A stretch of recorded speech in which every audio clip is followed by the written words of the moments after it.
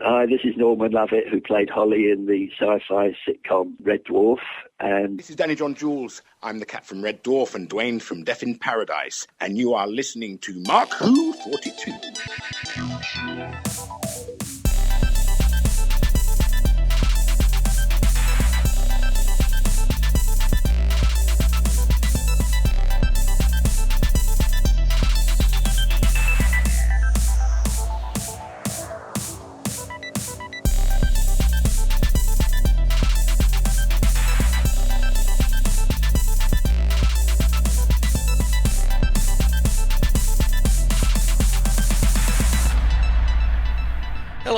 This is Mark Who 42, and we're going to be discussing the film Megalopolis. This is Juan from Orlando. I'm Vicky from Reno. And Haley from Atlanta. All right, and we're going to first start off, as we usually do as our want when we do these things, is we're going to talk about our expectation in films. If you don't mind, I'd like to open up. One of the reasons I was interested in Megalopolis, it was because of Coppola. Now, I don't know if either of you know this, but I'm a big Harlan Ellison fan, and Harlan a long time ago wrote an article where I think he was shutting down the auteur theory in directing. I mean, as a writer, Harlan felt that some directors needed to be taken down a peg or two, but he felt that at that time, and would have been in 1980, there were 7 authentic geniuses. Now, sadly, this is 1980, and they were all male, but they weren't all American. At least there was Fellini, Kurosawa. Yeah. Rensaz. I always butcher the band's name. It's Renais. So and then you also have I know there was Buñuel, who was the first one to die. And for America, you had Coppola, Altman, and Kubrick. No Hitchcock? Well, these were the people who were alive in 1980. Oh, so gotcha. That's what Ellison was doing, living directors, and he felt these were the authentic living geniuses. And Coppola's the last man standing. So I've always wow.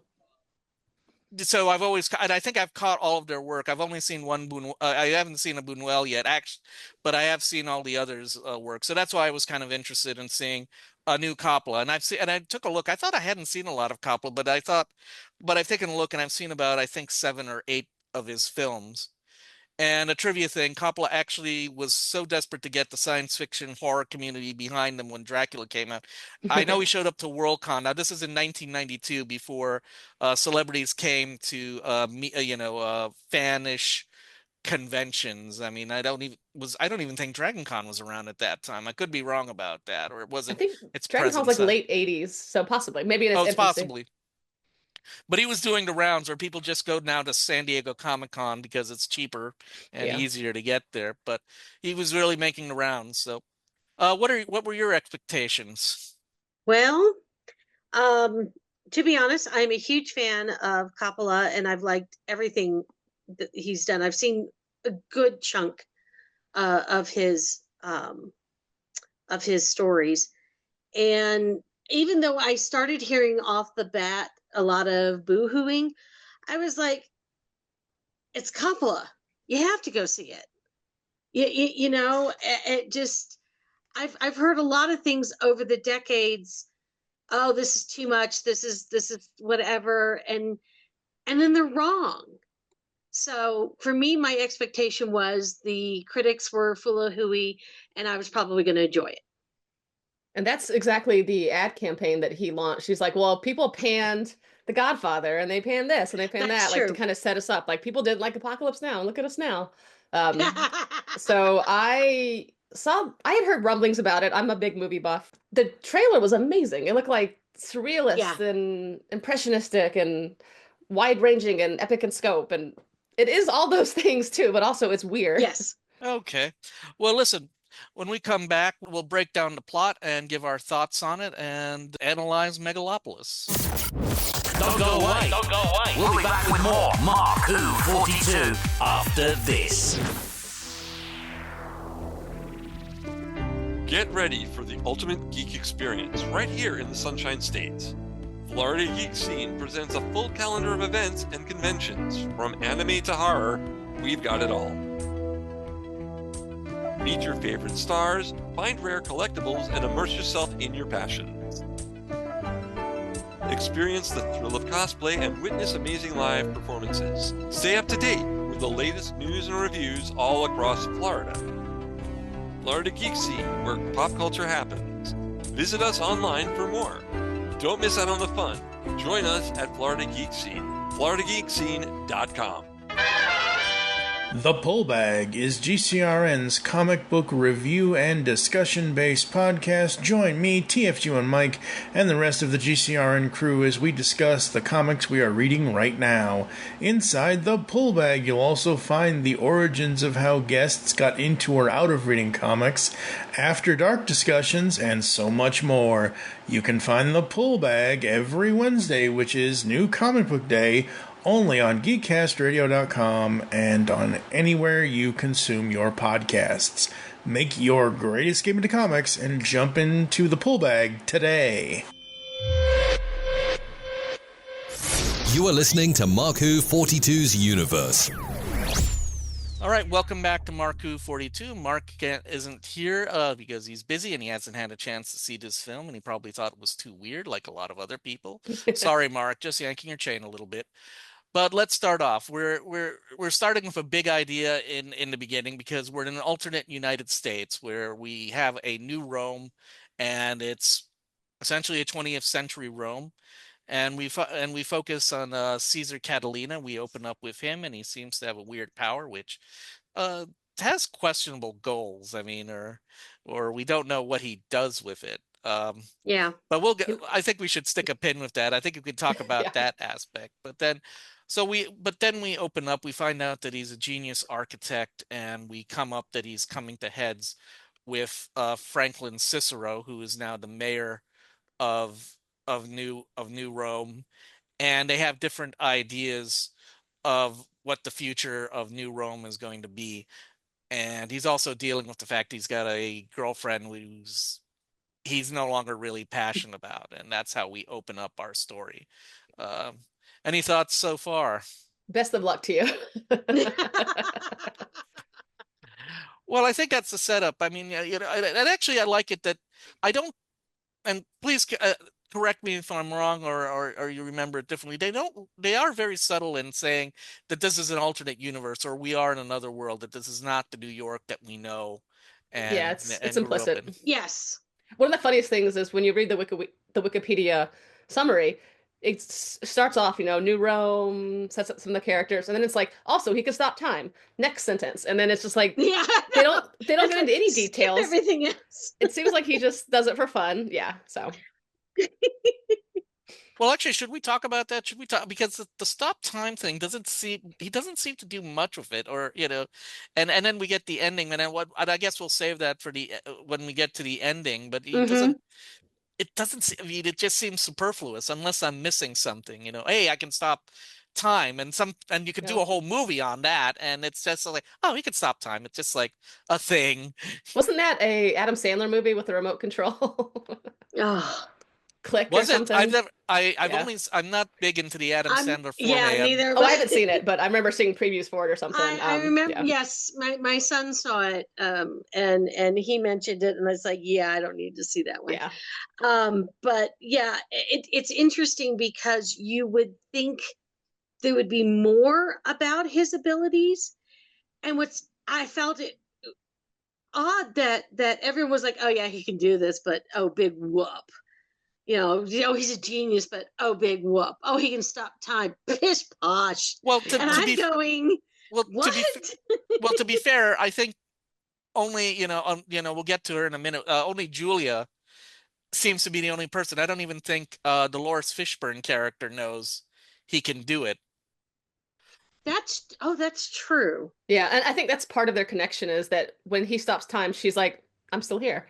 Right. Yeah, I read one review that was like, and it was like an artsy fartsy college paper that was like, the fact that he could stop time and everybody else stays behind means that he's like ahead of the curve, which Coppola, that's very heavy handed, but that's what he wants to do. That's what he wants to do.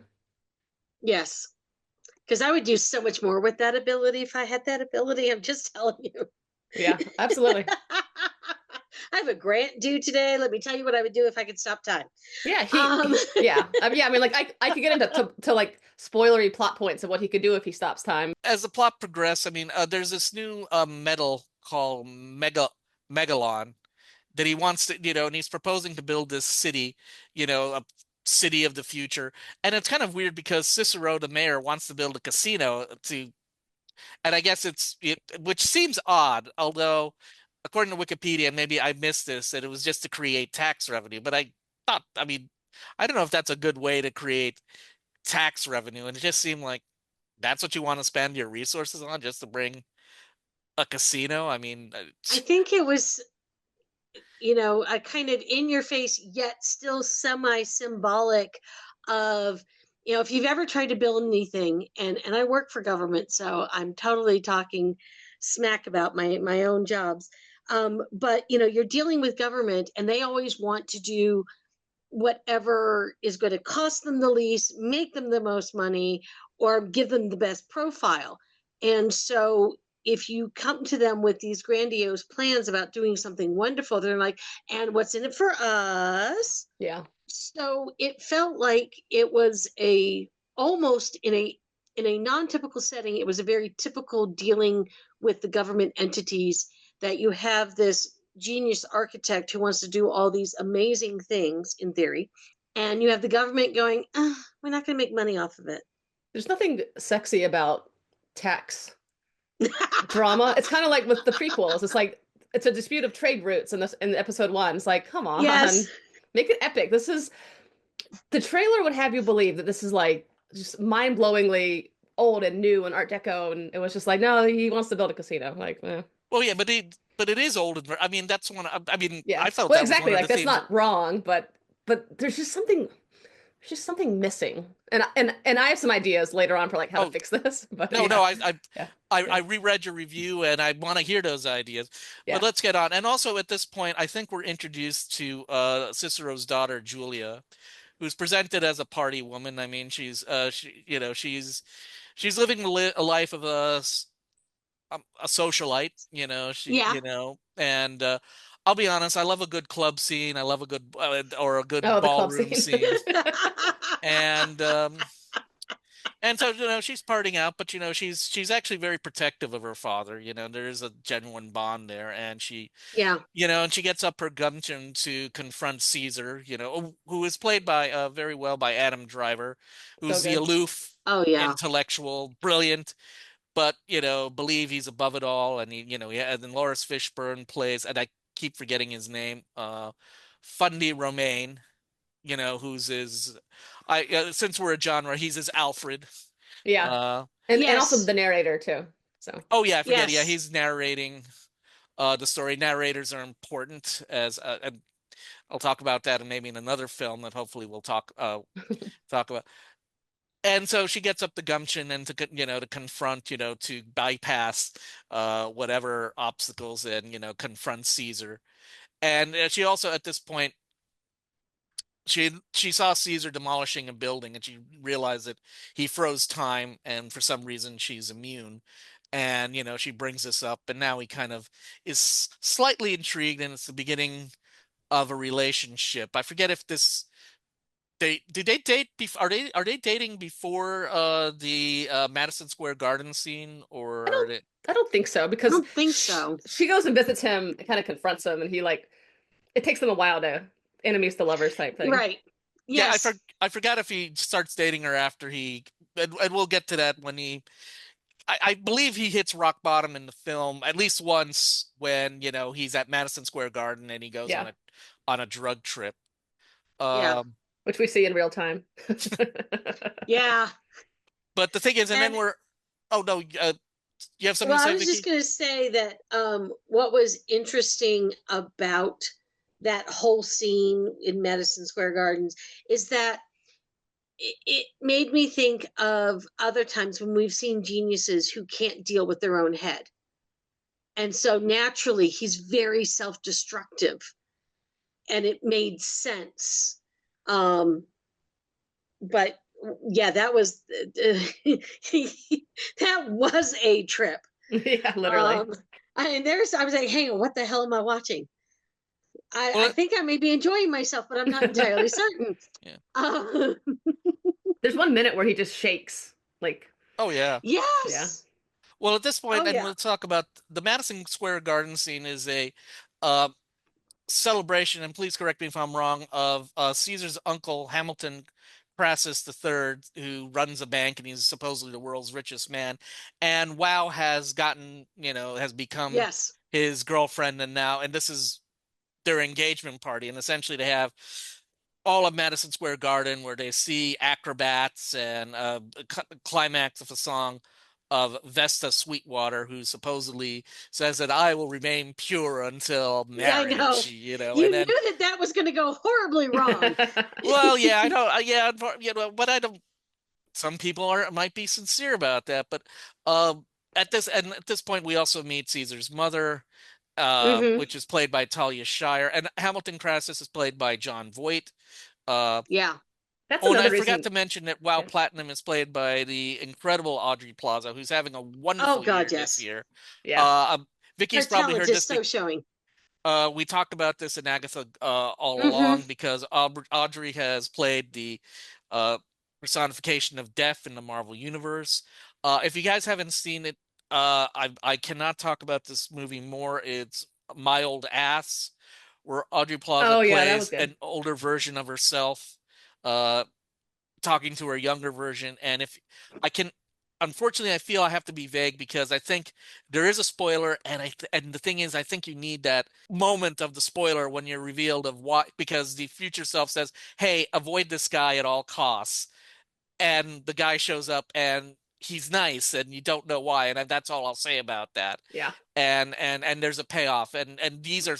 And Wow Platinum, who's a schemer, she wants to get up the social ladder, although she seems to have some love for Caesar. I think she wants the money that Hamilton can give her, but she also wants her Caesar on the side, even though Caesar wants There's always nothing to that do with one her. that wants something that is completely unattainable. Yeah.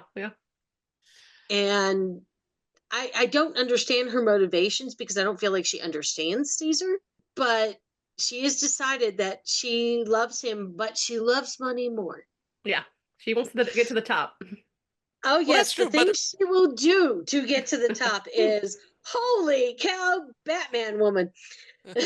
I also like the story of her name, too. Like, Wow Platinum, like, it's like what the ad says on a box of dye your hair blonde.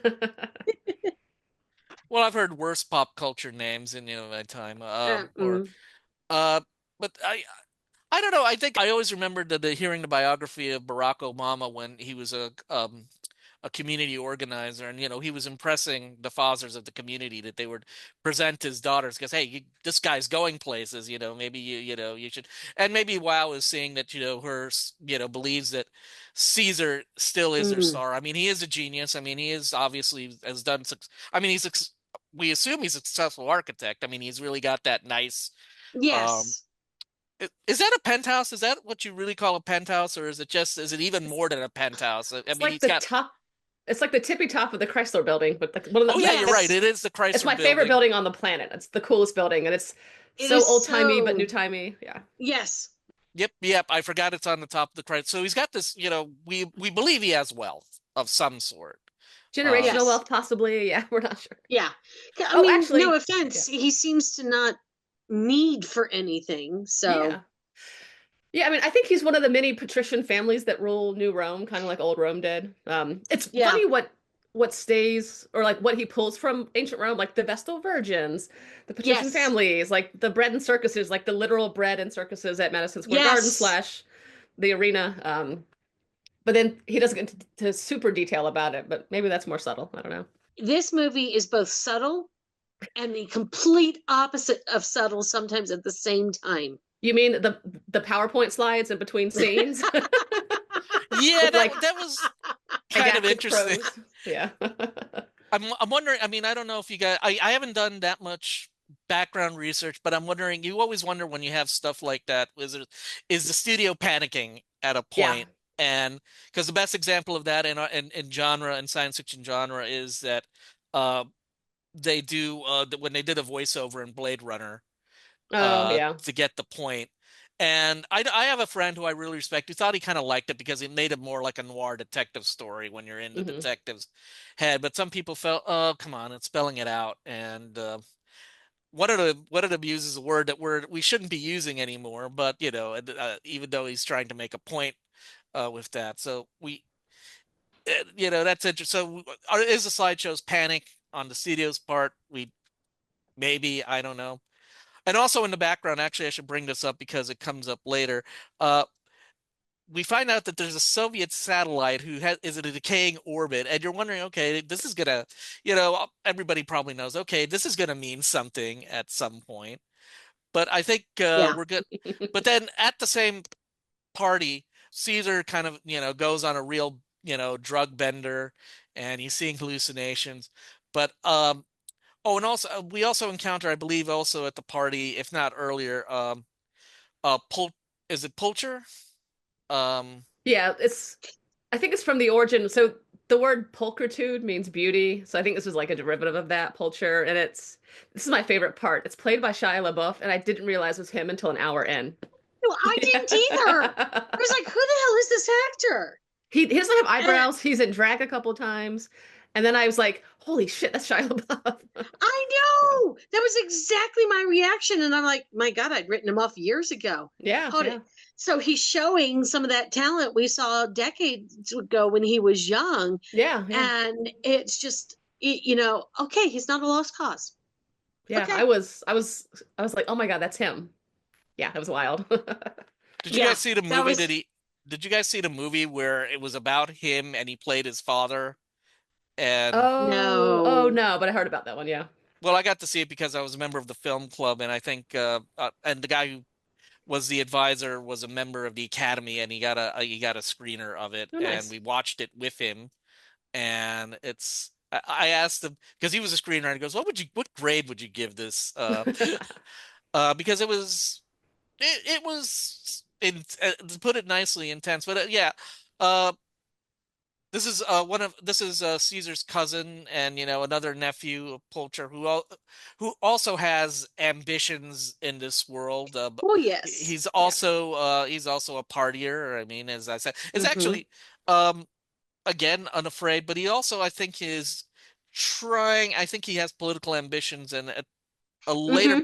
I don't think at this point in the film he's going to become a populist. Oh yeah, that was wild at the end. Personality. Yes. But while he's on this bender, then again, please, during this bender, after this bender, they try to accuse Caesar as with a deep fake. That he violated the Vesta. But Julia, does her research and finds out that Vesta is actually in her 20s and isn't underage. And I forget, did they expose that she might have already, she might not have been as virginal as we thought she was? Or it was implied, but I don't think it was flat out said, but they were really stressing her age. And then she completely changes her look, and fine, I'm going to embrace it. Kind of like that. Yeah, it's either way, he's not a pedophile now, which I think was the big scary part. That was the important thing, yes. Yeah. Oh wait, I forget. So I thought was she supposed to be 16, or was she younger than pretending to be younger than 16? I think 15 or 16, I think. Oh. Yeah, I'm pretty sure that was kind of the general. Because to be honest, in ancient Rome, 16 would be an old maid. So true. And I think the Vestal Virgins, it was like a lifetime job. It wasn't just for hot young things. So yeah. Yeah. Okay.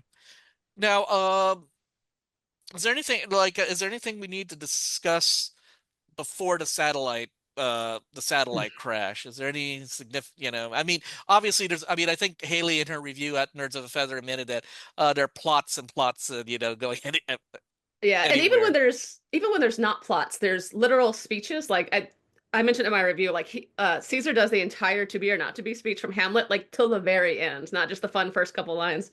And I don't hate that. I love Shakespeare, but thank you. Whole speech.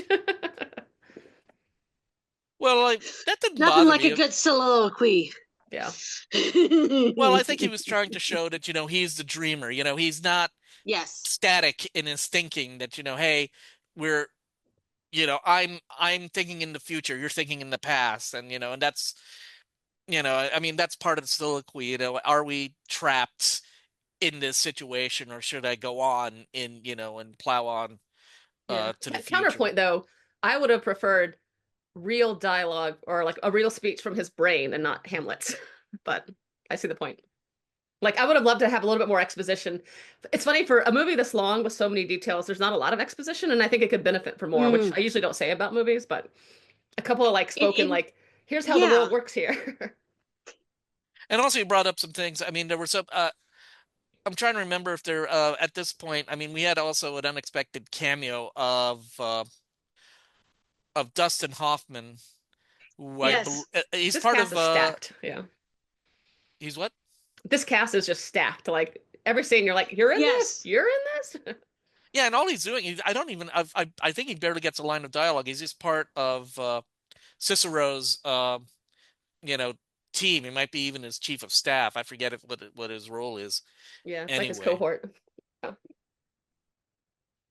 So we have Caesar exonerated, and eventually the Soviet satellite. And actually, this is a funny thing. Why does the Soviet Union still exist in this new Rome? Yes. Yeah, and they don't say one word about like, are we fighting? Is there a Cold War? Is this a relic of 100 years ago?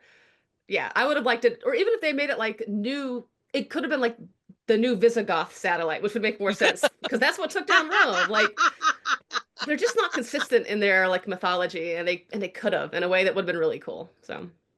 Yes. Yeah, well, no, and it's kind of surprising because I think, as I said, I took a look at Francis Ford Coppola, and this is not.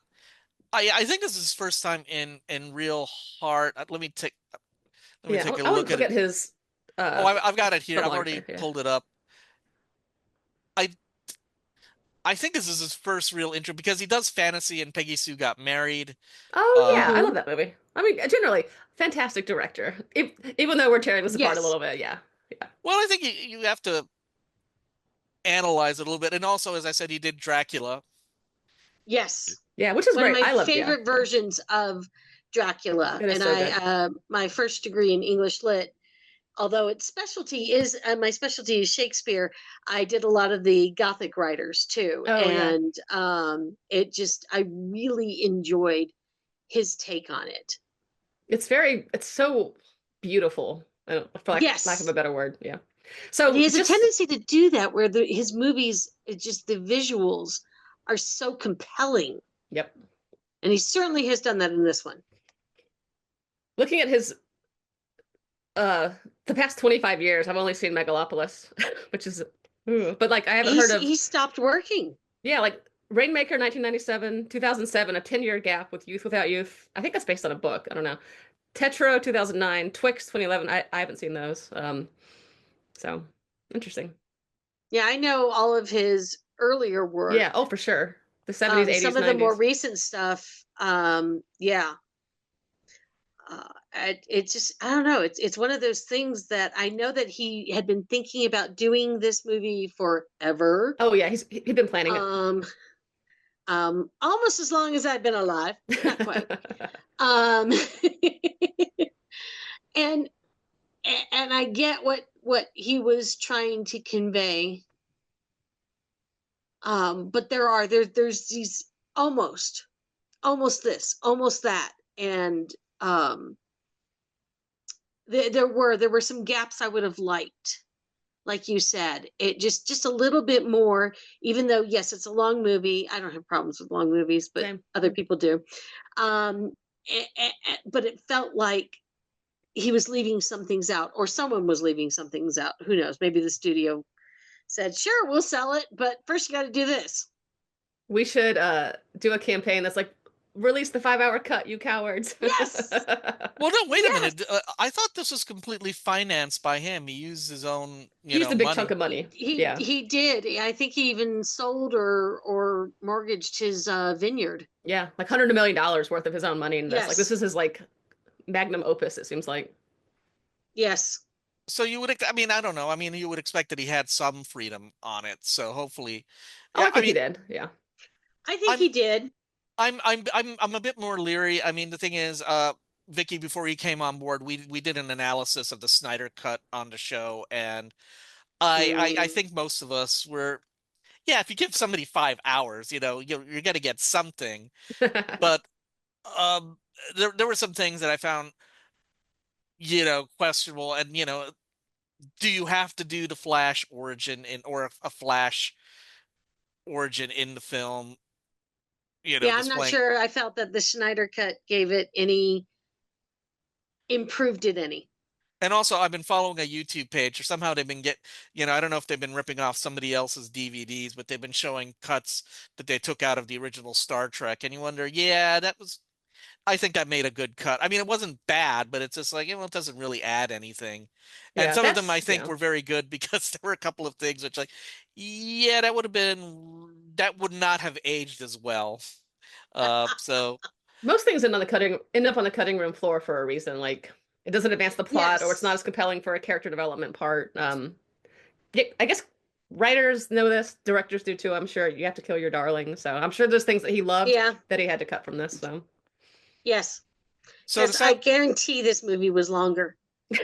I think this could benefit from being a 10-episode Netflix series. Honestly, I would love to get more into the world, but he's a filmmaker, and I couldn't see Coppola doing something like Netflix or Hulu or even Apple Plus. Yeah, I don't know if he would. You're right. Yeah, I'm trying to think. I'm drawing a blank on like big filmmakers that have gone to the streaming services to do, an epical thing. But right now, I mean, people in this class. I mean, obviously, since the Harlan Ellison article that I talked about, there might be, there's some people who, uh, have replaced these directors that I mentioned. And one example I could think of is Steven Soderbergh in the early 2000s directed The Nick, which is like a medical hospital drama in like the early 1900s. And he's like he can do both, I think. I mean, that was back before streaming, but he's a very good director, but he also has done TV. So anyway, the satellite hits Earth, crashes, destroys most of New Rome, and Caesar, using Megalodon, is building Megalopolis in the ruins using his own money, which might be. And now that I'd say that, I'm wondering if Caesar's supposed to be Coppola, or am I going in too deep for that? Absolutely. Yes, yeah. I would say yes. So you always see him somewhere in his movies, and this character very much feels like him. A misunderstood genius at times. Yes. So the thing is, unfortunately, there's a high cost, and dealing with the issues of class status and poverty on the streets. And Poulter uses this. This is when he starts to rise with his political career and trying to get people to oppose Megalopolis. And then we get to see Poulter's attempt of rise of power. And also around this time, Caesar and Julia have they're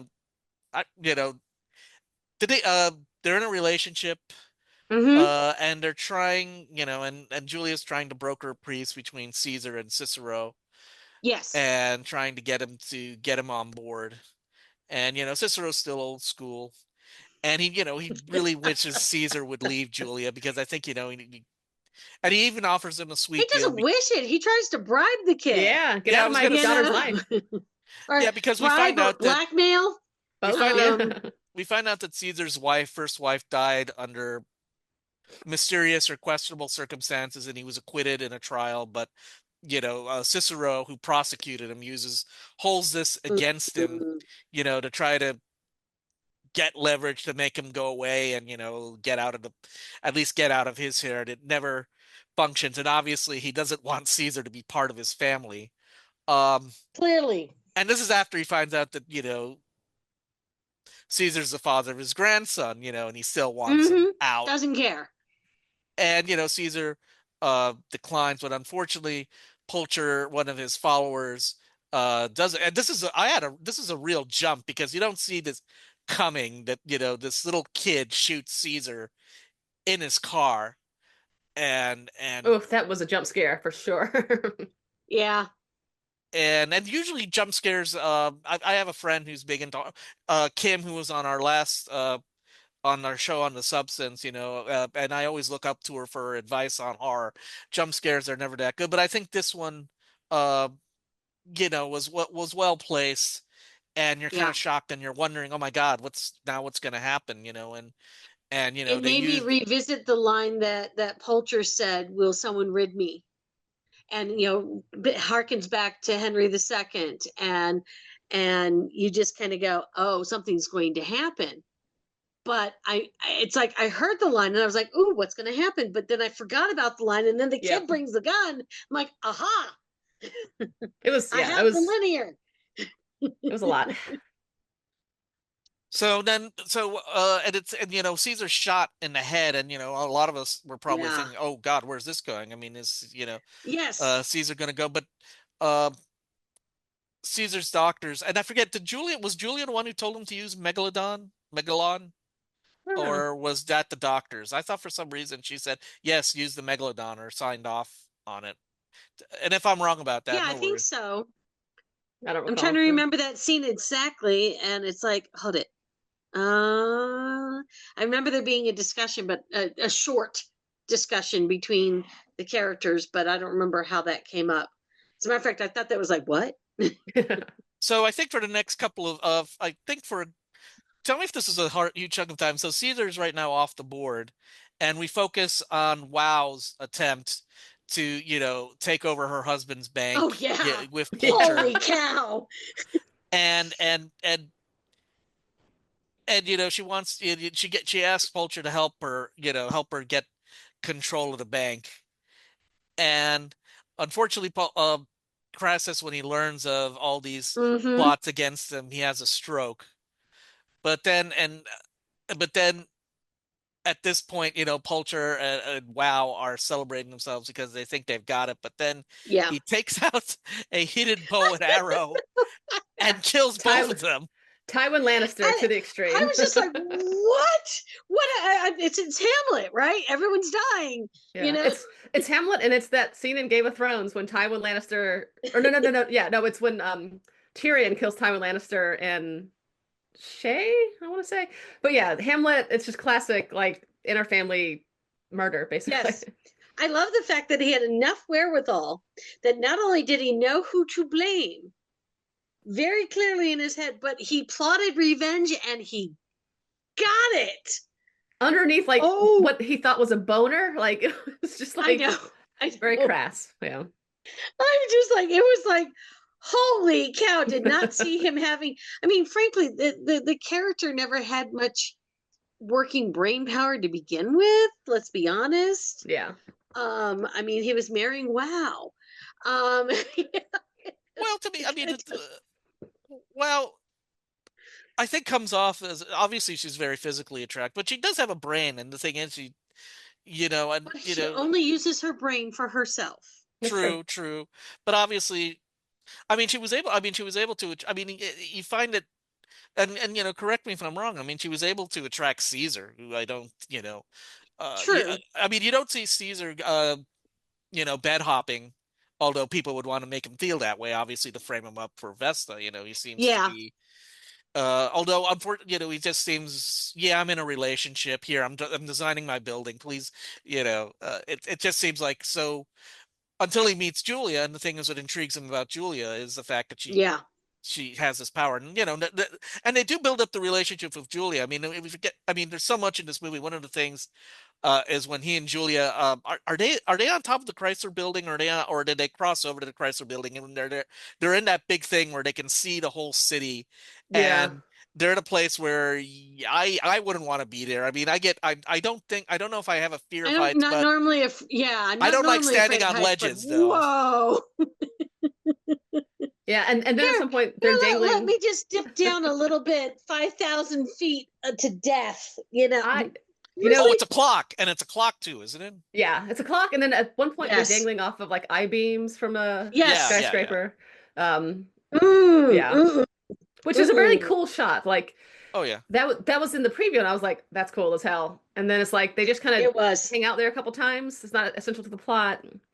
Well, I think it's essential. I mean, I forgot if in a conversation we had, one of the things, I mean, people criticize Attack of the Clones, but I felt Attack of the Clones was trying to develop a sincere relationship between Padme and Anakin, which is better than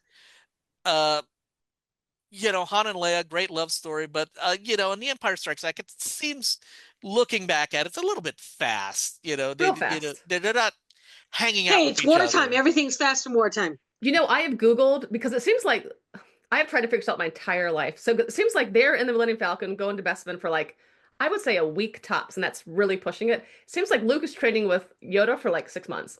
Like, Yeah. I think the real answer is maybe 3 days. Like, and the internet is not clear. Well, on a quick tangent, that's been a big question you wonder Yeah. when you're watching The Empire Strikes Back, because you're seeing 100%. Luke's How long is this training, stuff really taken? Yeah, like how but much also food? you think they spent a lot of time in the Worm, and then they also spent a lot of time in Bespin. I have to assume it was a week each time, maybe. It's so unclear. Like, and then they were then there was a lot of time supposedly they were tortured on Bespin so they could attract. So, but I bring obviously I bring up because I think I like scenes where you see two people, because I think it was Walter Mosley or another writer who says sometimes when you see a movie, I mean, you don't know why they fall in love. It's just because they're the leads and they have to fall in love. And they kind of leave out the details. And sometimes people have chemistry, some people don't. And then when you have chemistry, like Han and Leia, you don't really care about the details. But I don't think Adam Driver and the lady who played Missandei in Game of Thrones had horrible chemistry, but like, it was fine. Yeah. Nathalie Emmanuel. Oh, that's right. Yeah. And I thought they had chemistry. I mean, the thing is, when she comes, I mean, I think and then correct me if I'm wrong, if I'm seeing it the wrong. I think he's blown away by her audacity of just charging into his office, bypassing Fundy and whoever, even though he still at the same time dismisses her as, a party girl, go back to the club, which is, a clip, is a clip. And then, but, once she says you can stand time, and then you have the scene where they're standing around and they're talking to each other, and Julia. And then the thing is, one of the things we forgot to mention, because this is a complicated plot, that the bank freezes Caesar's assets while he's in the hospital or before the hospital, and to try to stop Megalopolis. And Julia tries to go, and Wow has this really intense scene in the elevator, which is the clip I just saw. And it's like, oh yeah, I remember. It's a very intense scene. That Wow is trying to assert her power and will not let anywhere. Right. And I guess this is after they Wow waits for him in the snow, and he says, "Yeah, no, I'm done." And I think maybe that's when Wow turns against Caesar. Although she still wants Caesar. She says, right, because she says I have this and I have Caesar. And she goes, why do you still want Caesar? He blew you off 2 times at this point in the movie. Yeah. And at least you now have money, you have more money than for your entire lifetime. I always never enough when that's all that's important. That's true. But I think Julia she has that quality, when you think about various stories where, Beauty sues the savage beast because, Adam has, Caesar has all these demons, and he struggles with his power, with his gifts, with his genius, and there are times he's so self-destructive, yet she has found a way to calm him and bring out the better sides of him. And I think that is what the chemistry between them, and we do see this a lot, especially in fairy tales and fantasy. And you have the uncouth, and again, the beast has been soothed by a beauty, and now he's not quite so raw and negative. When they have a child eventually, and he becomes a father, which softens him more. That's true. Yeah. Yes. And that's where we're coming right now. I mean, Caesar recovers thanks to the Megalodon, and without even a scar. I know. Every time they showed his face, I was like, yeah, I don't know why it made me uncomfortable. Well, but for a minute, the way they drew it was like a Party City Mardi Gras mask. Like it was gold, and then it's just gone. Like, which is cool to think. It's like backed up for another Star Wars reference. Like he just was instantly healed. Like yes. Cool. But now I don't know, blew me away. But now, even though Pulcher's out of the picture, they still have to deal with his supporters. who are Yes. trying to destroy Megalodon and City Hall. And Caesar Yes. confronts and gives them a speech to say, hey, offers a vision of the future. This wins over the crowd, and they take Pulchers and hang him upside down, which is how they what they did to Mussolini, if I remember correctly. Mm. And so, not so subtle symbolism there. Yes. And then we kind of get to our ending. Megalopolis is completed. Julia and Caesar have their baby, Sunny Hope, and they're working together. And then on New Year's Eve, who stops time? I mean, was it Julia or was it Caesar? I kind of felt like it was them together, but I could be wrong. But again, the weird the thing, whole family, it's just they stop time, and everyone, including the child, is still able. So there's something magical within them all, and they pass it on to their daughter. She will probably end up ruling Megalopolis as like a dynasty. Like this is like the Julius Caesar dynasty. Yes. Yeah. Yes. So time is stopped, but the baby is still unaffected, and that's how they end it. And you wonder, and this is why you wonder what. Unfortunately, there is no point to this power. They don't do anything with it. It's just I don't know why he puts in this power and distraction. I just wonder, is there something in his head that we're missing of why this power is useful, or why does he even tinker around with this power other than I know, because playing it seems with to fate? be only symbolic of they're somehow magical or superior or otherwise beyond the rest of us. And that's fine, but you're right. You got this thing where you can stop time, but other than looking at pretty things in the sky, you don't really do much with it. So it's kind of you want there to be more. I want like a director's narrated version. Like I want him to like write a book about this, right? I want him to write an essay about this. But well, that actually, would be fun. Yeah. I didn't check. Is it on Blu-ray or are there discs out? I'm not sure about physical media, but it's nowhere to be found online because I wanted to watch it again. In fact, as soon as I saw it, I wanted to watch it again. Well, so actually, it was on Amazon Prime, but unless it was on Amazon Prime. Unless you found the sale like Vicky did, I think the default price was $19. Yeah. I paid that for Wicked so I could watch it. It was fine. Yeah, but I wanted to watch it again. Is Wicked already on streaming? I actually saw it in the theater, so that's last week. Yeah. It's like $29 to buy right now and $19 to rent, so which is still cheaper than going to the movies with a friend. So that is true. Yeah, but I can't wait to watch it again. Like I was looking forward to watching it last night or Wednesday, and then I was like, no, it's just nowhere. So I watched a ton of TikToks and 1-minute clips on YouTube. So I just reviewed, I just tried to review the plot. So is there anything, we've come to the end of the plot. Is there anything that I forgot or something worth mentioning that we might have missed?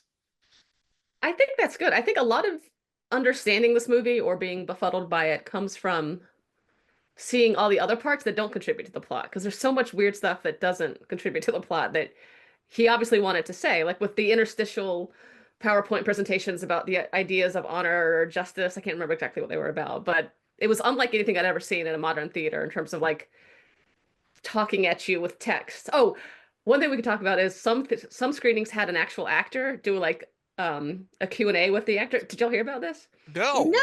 Talk about it. Yeah, so at one point in the movie, it's the camera's just on Adam Driver's face and he's answering a series of questions with pauses in between. But in some theater screenings, maybe in bigger cities, a man would come in with a little lectern, a little stand, and be like, so what do you think of this problem? And then it would flow naturally with the movie. So there's some videos on YouTube if you search for it. So cool. So that would be cool. And that's another example of like, that's a really clever thing to do in a movie like this, but it didn't happen in my theater, so. Did you see this at the Plaza or a traditional theater? I'm trying to remember. I saw it alone because nobody would go with me. I think I saw it at the Plaza, which is like an old repertory theater in Atlanta. It's 100 years old almost. It's like 1939, but yeah, it didn't. Yeah, it didn't happen there. So No, it didn't. If I'd known it happened in Orlando, I would have checked it out. Although in Orlando, it didn't play at our local indie theater. I know I've talked about it with, I think I have talked about our local indie theater with both of you at some points in time, because it's, Yeah. uh, They're worth supporting. They're awesome places. So oh yeah. Yes. although So sometimes I will go We see an don't have IMAX. any here anymore. Yeah. I mean, sometimes you got to Um, go see, like, going to see Interstellar, you got to see that on IMAX. But generally speaking, I'll go. I can't do IMAX anymore, so Oh, really? Well, the Yeah. thing is, it causes migraines.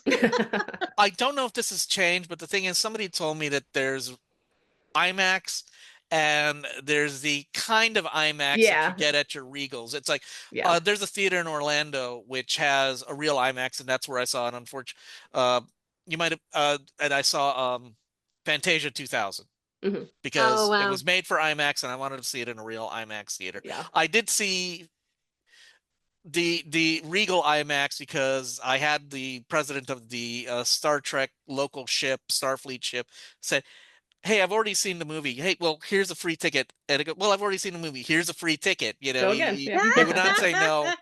And it was for the IMAX presentation, and it was okay. And actually, the thing is, we were doing a thing. I was promoting my science fiction club, and they were in costume to promote the first Kelvin movie.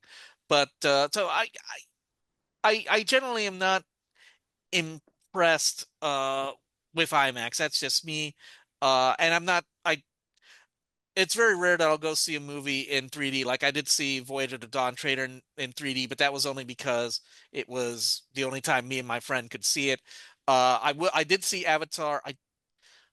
I didn't see it on IMAX, but I was willing to see it in 3D because Avatar was Me too. planned Yeah. 3D. Yeah. I mean, the second Avatar, both Avatar movies, when I thought of the theater, I would at least see it in 3D, but not in IMAX. So that's, Yeah. and I don't, and obviously going back to our target, I guess IMAX would have worked because, obviously the cool scenes. I mean, Mhm. Yeah. this is a beautiful movie. One thing I don't know if we mentioned, this is a beautiful movie to look at. Yeah. I It Oh mean, my really is. God. Yeah. Absolutely gorgeous. I When mean, I like the wanted, statue, yeah, when the Statue of Liberty cries, animated, even the space scenes for the brief satellite shots, beautiful. Like, Yes. I mean, one of the reasons I wanted to do this for a long time, but I just, with Mark, our lead host, and we couldn't get the time. And then the thing is, I realized, and uh, this will be our last chance to do it because I think next week, as we're recording this, will be the Oscar announcement, and uh, it might get some nominations for awards. Unfortunately, I think he lost the chance of getting director because the Directors Guild Awards just came out this week and he was not on it. Oh. I don't think they Uh, got any Golden Globe nominations either, and Neither that's that. usually a precursor. But the thing is, Yeah, I don't remember. Yeah. and I apologize if I've explained this to both of you at a party or something, in Haley's case or in Vicky and other podcasts. The way, and this will be for the audience, the way the Academy works is uh, actors vote for actors categories, Yeah. screenwriters Oh, I didn't vote know for that. That's cool. screenwriters, Yeah. and Yeah. everybody in their department. Now everybody gets to vote for Best Picture. So you Yeah. get your Okay. department Hmm. and Best Picture, and the final vote is everybody gets to vote for everything except you get one vote except for Best Picture, which works ranked voting, which Haley is familiar with because that's how the Hugos work. Yeah. Yeah. I don't know if you were familiar with ranked voting, which is also called Australian balloting. Oh, I So didn't the know it thing, was called that, but yeah. yeah, the thing is, Locus Magazine, a big science fiction magazine, literary magazine, always tells every year of the Hugos, well, here's the Australian balloting system and how it works. I still That's, don't understand it, but I'm in support of it, I think. So, but I have to agree with you that visually it was stunning. And one of the things that struck me in this movie, as a former dancer, is I felt like I was watching a piece of modern dance. There were I so can see many that. things, the way things flowed, it was like people were dancing through the movie. And I could understand why it didn't do so well because, in general, um, modern audiences don't go in for anything that is terribly cerebral or artsy. I mean, every once in a while they surprise us, Yeah. but there is this beauty in this movie for as many things that I would personally probably want to change, expand upon, get a little bit more of this, a little more. I loved it, and I was enthralled by this movie, and it made me feel emotions. And you don't always get that in movies. And I love all sorts of movies. I mean, I've got an entire wall here that is nothing but DVDs and Blu-rays. My husband calls it Vicky Flicks. But I want to watch this movie again. Yeah, same. I can't wait, actually. And I know. I know why it didn't do so well. I don't think it was marketed very well, first of all. But second of all, I think that it was a type of movie that, because it's not in your face and it's not a concrete type of movie, and definitely not a traditional, in the modern sense of the word, movie, I think that I think it didn't find an audience. And people who found it boring or uninteresting, I know why they felt that way. For me, it wasn't that way, though. I get made fun of sometimes by my podcast co-host because I do tend to like almost every movie that I see. I just love movies. I do too. Yeah. And I want to always reward new stories because first of all, I'm not a big Marvel person. That's one of my character flaws. But I don't want to see another Superman. I do like Spider-Man. that one too, but that's okay. Yeah, that's okay. Yeah, but like they keep remaking Spider-Man, and I get it. People love Spider-Man, but like I want new stories too. And people complain about there not being new stories, but then all they want to see is new. Like 2024 was the first year that every top 10 movie was a sequel or a prequel or like a IP, and I hate that. I may love those movies. Yeah, but even I'm kind of going, okay, can I get something original or a new take? Yeah. Or I mean, I feel like if it's not going to make $100 million in the first 5 minutes, nobody wants to make it. I know, it's garbage. I hate that. I want us to see. We used to have a thriving, theatrical, experience that, and I realize a lot of this really was damaged by a lockdown. Yeah. But you can have a movie that makes money. I mean, true, this one didn't make money, but that's a whole nother problem. Yeah. But that makes money, but it's not making it in the hundreds of millions of dollars. Yeah. I mean, personally, I'm never going to see Avatar. I couldn't even make it through the first one.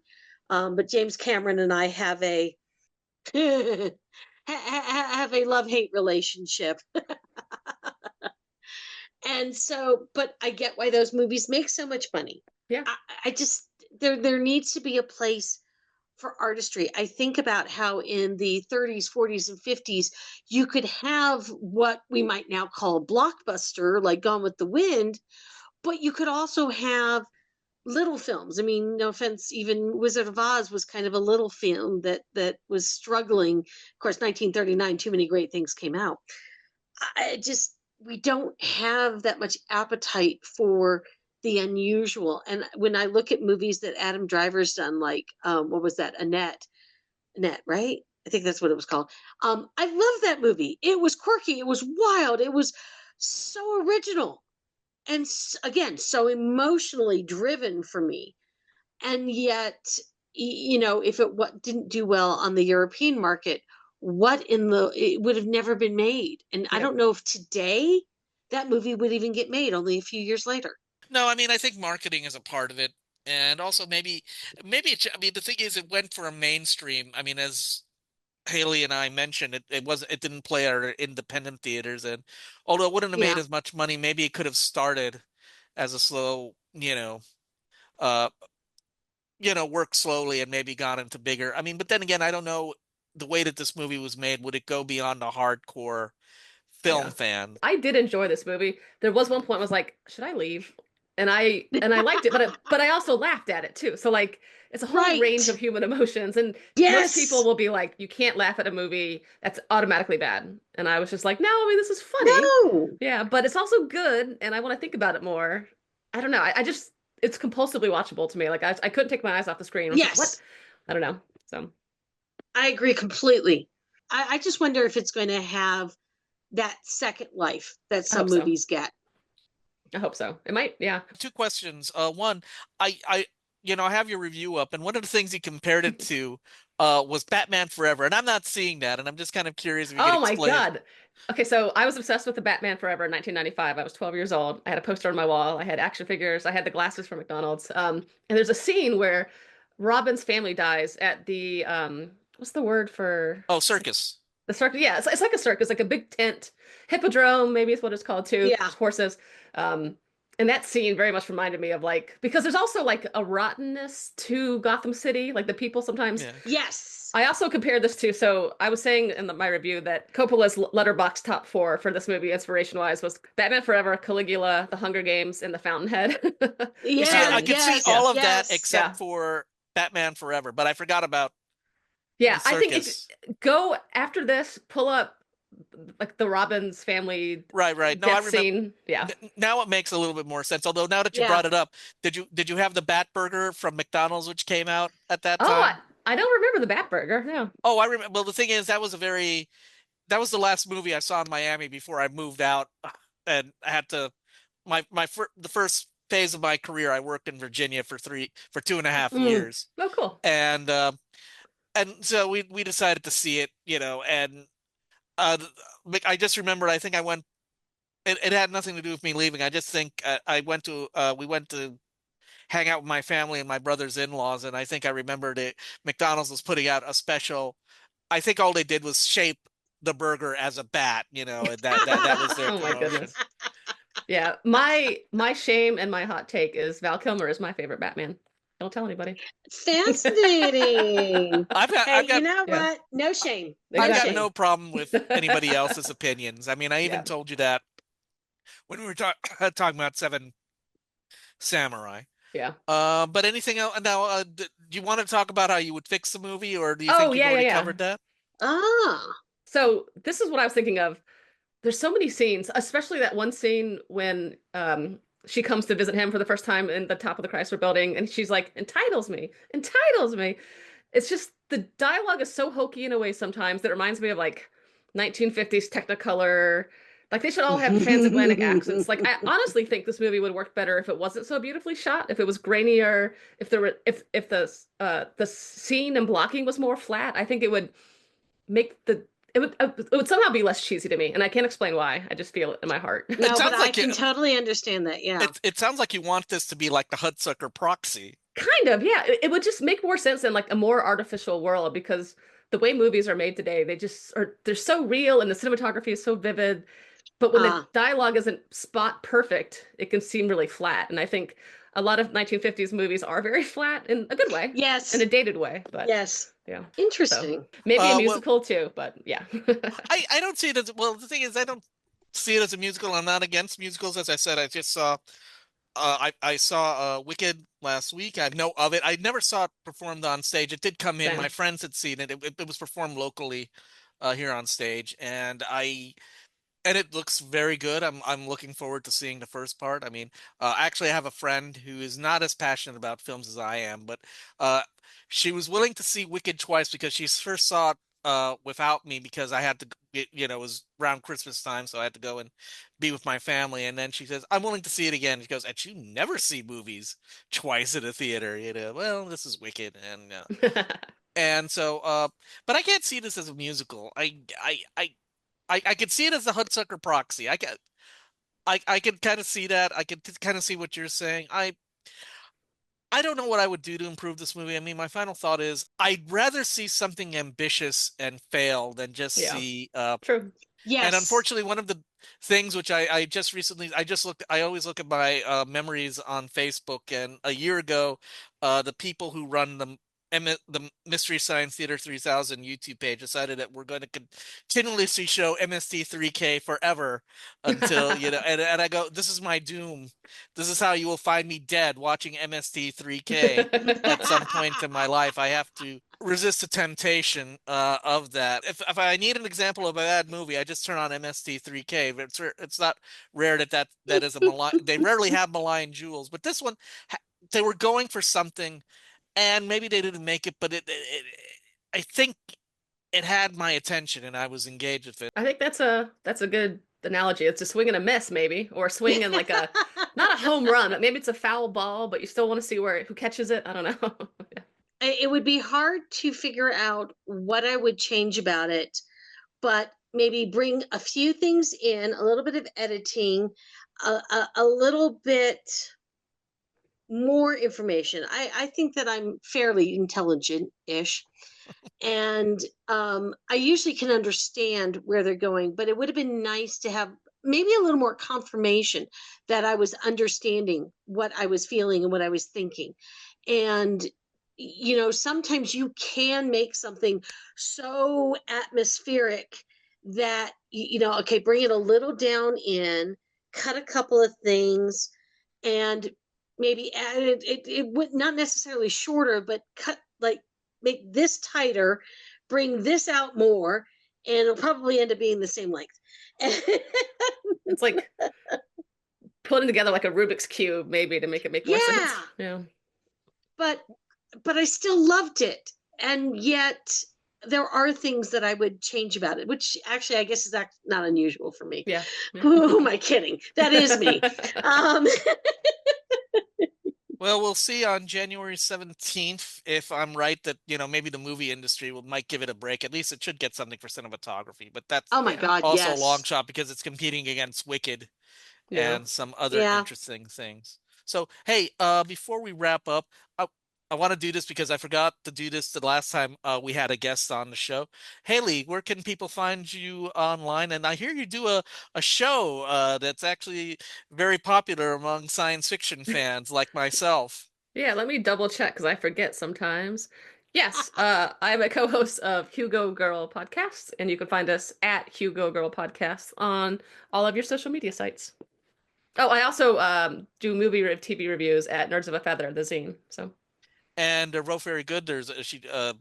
Haley's a very good co-host, and also she does great reviews, and that's why I wanted to bring her on so we can talk about this show. I loved having you. She can come on this show anytime you want. Oh, thank you. I had a blast. I love movies. I think about them constantly. I go see them all the time. Yes. Love them.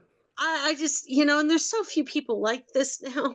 I know everyone. Yeah, people love to crap on movies. I don't. Yes. Like, I don't. The last movie I remember not liking, which is rare for me, was the remake of Charlie's Angels with Kristen Stewart, who I do like, and I love that franchise, but it didn't work for me. But that was like the last movie I remember. I haven't liked anything since Jacqueline Smith left. Yeah. But yeah, I mean, I'm so excited. I'm seeing on Thursday, I'm seeing The Brutalist. So yeah. Oh, I'm thinking about seeing that it. Looks good. Yeah. I'm thinking about seeing it. Actually, I gave my friend. The thing is, I'm a member of the Enzion, which is our local independent theater. And the thing is, when you renew your membership, you get a few free passes. And nice. When I was cleaning my car, which I need to do again, I found passes which I didn't use and they've expired. And a friend of mine, like many people in January, is on a tight budget. And I said, and the thing is, it's playing at our independent theater. And I said, hey, use this pass because I might forget to use it. Because she said, yeah, I'm not going to be able to see it unless, it's playing at the Enzion because she's got that pass. The thing is, it seems to be that's going to be a challenging movie, but that's for another show. Yeah. I can't wait. I want to thank our guest, Haley Zapal, and we're wrapping up. So this is Juan in Orlando. And Vicky in Reno. And Haley in Atlanta. And thank you very much for talking about this film. And we'll catch you later on the next Mark Who 42. Thank y'all so much. You've been listening to Mark Who 42's Universe. Hosting the show are Mark Baumgarten, Vicky Jakubowski, and Juan Sanmiguel. If you'd like to leave a comment for us, please email us at markwho42.42@gmail.com. Mark Who 42's Universe is produced and directed by Mark Baumgarten. Copyright 2025.